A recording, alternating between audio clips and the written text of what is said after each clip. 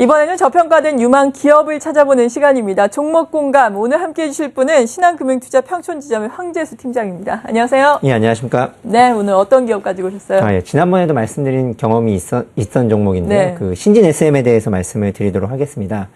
표준 플레이트, 국내 표준 플레이트의 새로운 개념을 창출했다라고 볼 수 있겠는데요. 플레이트란 이제 기계 산업 내에 가장 기초되는 산업이다라고 보시면 될 것 같습니다. 그러니까 조그마한 것부터 좀 큰 것까지 이제 좀 핵심 금속을 생산을 하고 있고요. 사실 이제 산업기계, 기계 산업에 이제 좀 반도체라고 할 정도로 아주 기초 산업이고 핵심적인 산업인데요. 알루미늄이라든지 스테인레스 그리고 특수강 등을 가공해서 제조를 한 다음에 유통을 바로 이제 대리점을 통해서 이제 소비자에게 연결되는 회사라고 보시면 될 것 같습니다. 네, 플레이트와 관련해서 지난번에 해주신 말씀이 생각이 나는데 얼추 생각나는 것이 플레이트의 크기를 규격화했다는 예, 맞습니다. 것이 예. 생각이 나거든요. 예. 그 점이 상당히 강점이다라고 강조를 해주셨었는데 예. 일단 이 플레이트 하면은 또 전방 산업이 어떤지가 상당히 중요한 역할을 하잖아요. 예, 이 맞습니다. 플레이트 산업 그렇다면 전방 산업과 더불어서 최근에는 어떤 흐름을 보이고 있나요? 예. 우선은 최근에 사실 국내만 집중적으로 하다가 이제 해외 쪽에 눈을 돌리면서 이제 네. 좀 매출이 증가할 것으로 예상이 되는데요. 대리점을 통해서 수요처가 IT 회사라든지 반도체 회사도 될 수 있고요. 자동차 회사가 될 수 있습니다.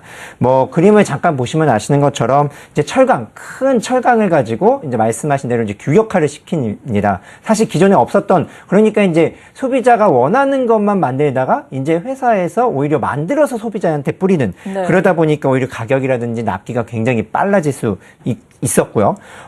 이러한 것들이 이제 단연간의 경험을 통해서 데이터를 축적해서 가장 필요한 산업의 규격을 오히려 만들어줬기 때문에 오히려 소비자에게 반응이 굉장히 좋았고요. 그리고 이제 가격이 싸니까 오히려 품질도 좋은데 가격이 싸니까 또 매출이 굉장히 증가할 수 있는 원인이 됐고요. 네. 국내 플레이트 시장은 사실상 이제 5천억 정도 규모입니다. 과거하고 현재만 봐도 전체에서 차지하는 이제 플레이트, 그러니까 전체 기계 산업에서 플레이트가 차지하는 게 이제 3%로 굉장히 작습니다. 하지만 현재는 3년 전에 3%였는데 지금은 7%까지 올라왔습니다. 근데 왜 이제 관심이 갔냐면은 가까운 일본만 봐도 30%가 넘습니다. 규격화된 산업으로 이제 플레이트가 확대가 되는 게. 그렇다면 우리나라도 이제 확대가 될 수 있을 것으로 예상이 되고 있기 때문에 국내 점유율 70%를 점유하고 있는 신진 SM이 시장 규모 그리고 점유율을 증가시킨다면은 당연히 수혜가 될 수 있고 지속적으로 매출이 증가할 것으로 예상이 됩니다. 네. 그런데 동종 업계 내에서 다른 업체들과도 우리가 비교를 해봐야 할 텐데 일단 규격화로 인해서 납품이 빨라지고 가격도 좀 싸졌다라고 말씀해 주셨어요. 비교를 좀 해보자면 얼마나 빨라지고 얼마나 싸진 겁니까? 예. 기존의 업체들 같은 경우에는 유통 과정이 굉장히 많습니다. 네. 비싼 거의 원인이 될 수 있겠는데요. 기존에는 플레이트 같은 경우에는 이제 톱이라는 것을 통해서 이제 고속으로 절단을 하지만 기존에는 사실 사람이 통해서 이제 용접이라든지 이런 부분을 통해서 절단을 했기 때문에 풀림 처리라든지 그러니까 약품 처리를 해야 되고 약품 처리가 또 반나절이 넘어가고 이러다 보니까 굉장히 시간이 오래 걸렸습니다. 그러니까 이제 3, 4일 걸리던 것이 이제 하루아침에 되는 굉장히 빠르게 이제 경쟁이 좋아졌는데요. 보시는 네. 것처럼 이제 원자재를 투입해서 보시는 것처럼 다 자동화가 되어 있습니다. 회사 공장 내에 전체 자동화가 되어 있는데요.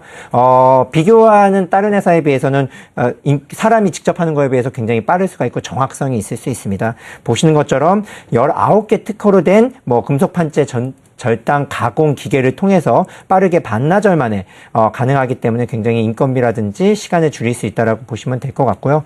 사실 말씀드렸던 것처럼 유통 과정을 많이 줄이기 때문에 오히려 신진 SM에게는 영업이익률이 굉장히 좋아질 수도 있습니다. 네, 그리고 지금 HTS를 통해서 쭉 보니까 해외 시장과 신규 산업이 상당히 관심을 받고 있습니다. 예. 특히나 태국 쪽에 진출을 했다고 하는데 이 부분이 실제로 실적으로 이어질 수 있을 것으로 전망된다고요? 어느 정도나 될까요? 우선은 그 국내 시장 점유율 1위였지만 사실상 국내 시장은 예를 들어 딱 정해져 있기 때문에 매출이 확대되기가 되게 어려웠지만은 말씀하신 대로 태국 시장을 확대시키면서 이제 수출을 통해서 매출이 확대될 수 있는 경향이 생겼는데요. 말씀하신 대로 이제 지난 8월에 그러니까 2012년도 8월에 이제 태국 법인을 설립을 했습니다. 100% 자회사로. 그리고 2013년 5월 4월부터 생산이 됐습니다. 대리점이 한 4개에서 5개까지 지금 현재 되고 있지만은 올해는 10개까지 확대될 확대될 것으로 예상이 되고 있고요. 10개가 뭐 내년에는 더욱 더 확대될 것으로 예상이 되는데요.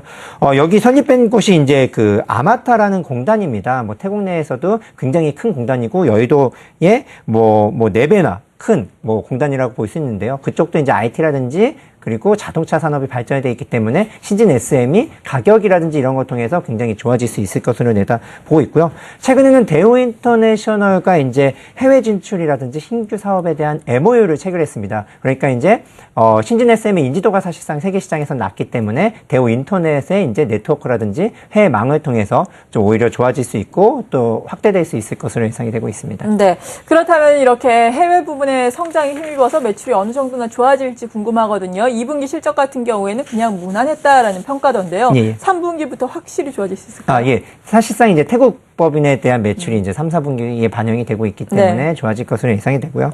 올해 2013년도 예상 매출액은 600억에 영업이익이 120억으로 예상이 되고 있습니다.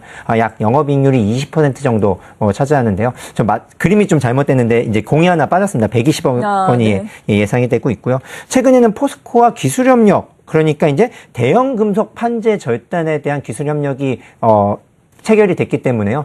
그전에 이제 작았던 것만 이제 절단을 하다가 이제는 좀 더 큰 중대형으로 더욱더 커진 것 쪽으로 이제 매출이 확대될 것으로 예상이 되고 오히려 뭐 아까 말씀드린 것처럼 용접을 통해서 하는 것보다 친환경 한 번에 절단하기 때문에 친환경적으로 약품 같은 게 이제 노출이 안 되기 때문에 친환경으로도 될 수 있을 것으로 보입니다. 뭐 종합적으로 말씀드리면은 기존에 국내에 한정되어 있던 것들이 이제 해외를 통해서 태국이라든지 뭐 대우 인터내셔널을 통해서 이제 확대될 것으로 예상이 되고요. 이제 소형 중소형만 했던 것이 이제 포스코라든지 이러한 부분을 기술 협력을 통해서 대형으로 확대된다. 사실상 영업 범위가 굉장히 늘어나기 때문에 매출 확대는 뭐 눈에 보인다라고 보시면 될 것 같습니다. 네, 그러니까 레벨업 가능성이 있다 주가의 말씀이신 거죠? 예, 맞습니다. 네, 잘 알겠습니다. 오늘은 이렇게 신진 SM에 대해서 신한금융투자 평촌지점의 황재수 팀장과 함께 자세하게 짚어봤습니다. 감사합니다. 예, 감사합니다.